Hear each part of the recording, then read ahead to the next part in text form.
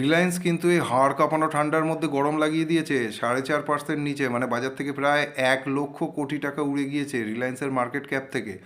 এবং এই যে ঘটনাটা ঘটেছে তার একটা ছোট্ট কারণ, সেটা হচ্ছে রিলায়েন্স ডিক্লারেশন দিয়েছে তারা গত 3 সপ্তাহ ধরে রাশিয়ার থেকে তেল আনা বন্ধ করে দিয়েছে, সস্তার তেল তারা আনছে না, সুতরাং তাদের মার্জিনে কিছু সমস্যা হবে, সেই জন্য বাজার সেটাকে অ্যাডজাস্ট করে নিয়েছে।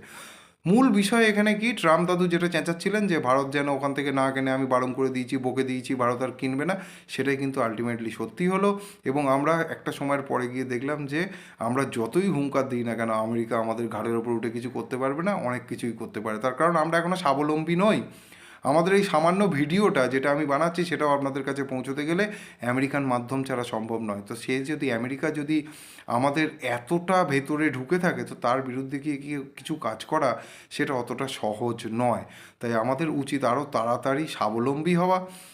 তবে সে তো মুখে বললে হবে না, কাজে করে দেখাতে হবে, সবাইকে সেইভাবে কাজ করতে হবে, এবং দেশের গভর্নমেন্টেরও অনেক গুরুত্বপূর্ণ বিষয়ে নজর দেওয়ার সময় এসেছে। আগামী দিনে বাজেট আসতে চলেছে, আমি চাই, আমার ব্যক্তিগত চাহিদা, অন্তত শিক্ষাক্ষেত্রে যে পরিমাণ ট্যাক্স নেওয়া হয় 18% জিএসটি, সেটা প্রাইমারিভাবে উঠে যাওয়া উচিত।